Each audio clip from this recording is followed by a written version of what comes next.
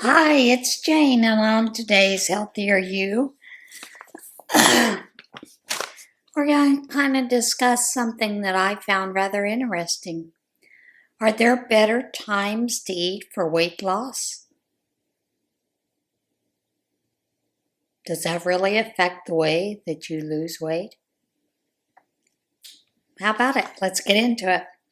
First of all, medical disclaimer is always check with your physician before starting any exercise or dietary program. Information here is my personal research into different health topics and is not to be considered medical advice. I read this article and it's by a dietitian, and she believes there are good times to eat and bad times to eat. So let's get into it. Does when you eat have as much impact on weight loss as what you eat? Here's what the research and a dietitian have to say about it. There's more to weight loss than simply watching calories, which is why many diets focus on food quality or macronutrients like carbs and protein. While this approach may help some people lose weight, the reality is there's still a lot we don't know, particularly when it comes to the environmental and biological variables that facilitate or hinder weight loss efforts. And then on top of that, now we have bioengineered foods. But then again, wheat is bioengineered. So is corn. There are a lot of foods that are bioengineered foods.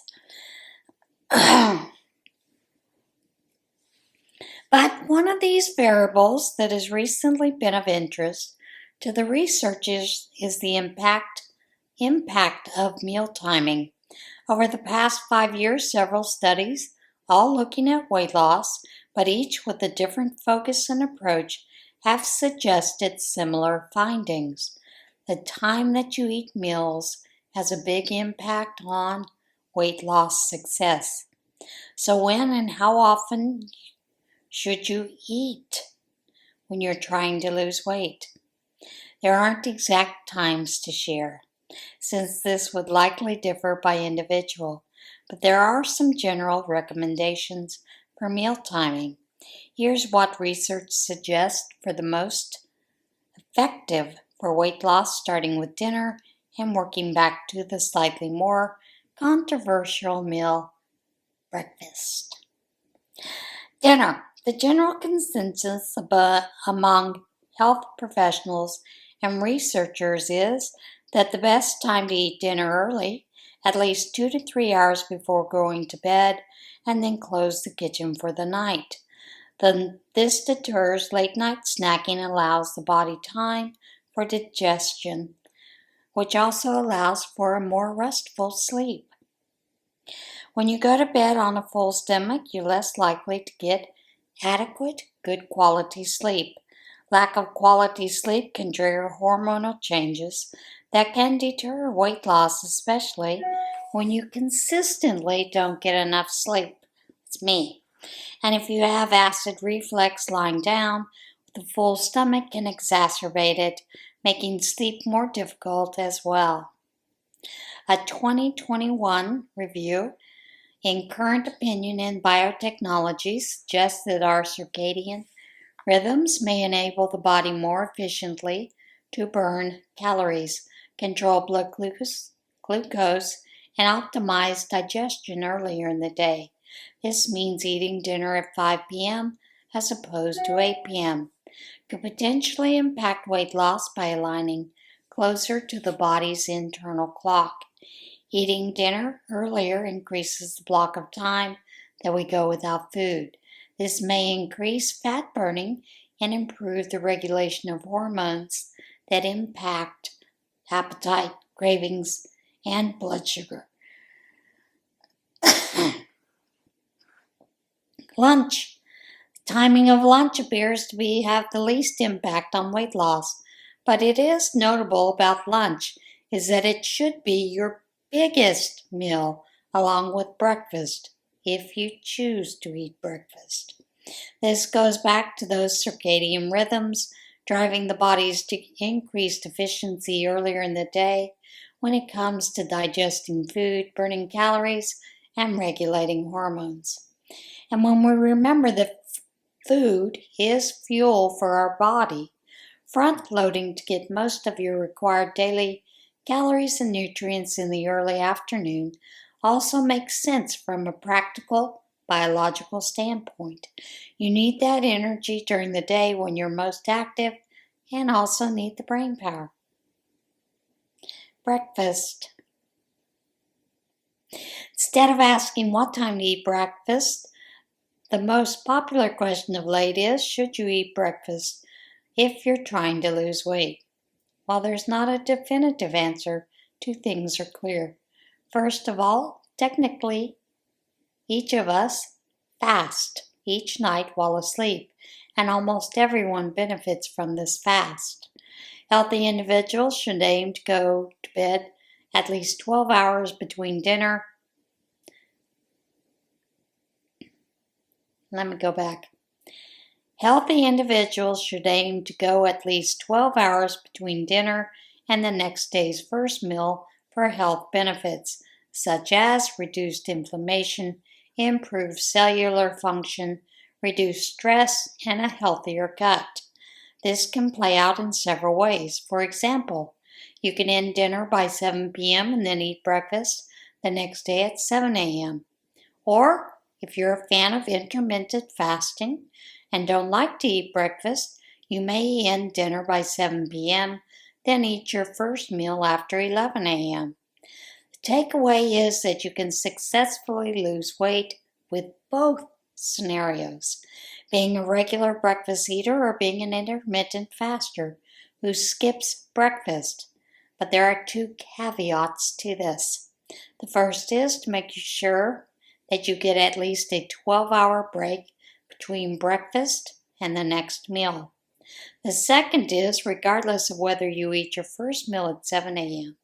or 11 a.m., make the first meal substantial and nutrient dense. When to eat for weight loss. What does all of this really mean for weight loss when it comes to scheduling meals? From a professional standpoint, it suggests there's a lot more to learn about weight loss, but tweaking a few meal times and eating habits might have pretty substantial impact on weight loss pursuits and overall health. If you're not sure where to start, here's a few ideas to try. Eat breakfast, but not necessarily in the morning. Breakfast technically refers to when you break your fast from the previous day, and there's no specific time that should occur as explained above. What's important is that when you break your fast, you fuel your body for the day with nutrient-rich foods. We love oatmeal or avocado egg toast. Prioritize eating during the first half of the day. Aim to consume the majority of your calories and nutrients by mid-afternoon. Also, remember there is no right or wrong way to do this. For one person, this may mean eating breakfast, lunch, and 2 snacks. For another, it may mean eating a large brunch meal and 1 snack. Make dinner early and light. Consider eating dinner as early as 4 or 5 p.m., depending on what time you go to bed, though you may end up with a grumbling belly at bedtime, which can also make sleep difficult. If a super early dinner is impossible, then try to eat dinner at least 3 or more hours before your bedtime. Go 12 hours between dinner and your next meal. To reap the benefits that facilitate weight loss, fat burning, metabolism, and management of appetite and cravings, make sure there are at least 12 hours between dinner and the next day's breakfast. An easy way to achieve this is to push dinner a little earlier or skip the late night snacks. Healthy individuals may consider going longer, 13 to 16 hours, to reap even greater benefits in terms of fat burning. And here's the bottom line.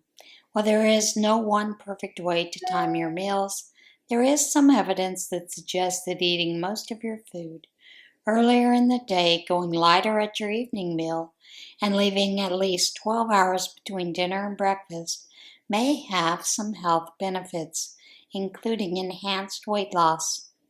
That said, you want to also be sure to listen to your body, and you are not ignoring hunger signals in an attempt to stay within a certain window of time. And while timing your meals like this is often beneficial to the health of most individuals, if you have a chronic health condition such as diabetes, you should consult with your healthcare practitioner, particularly if this is a significantly different from your eating times.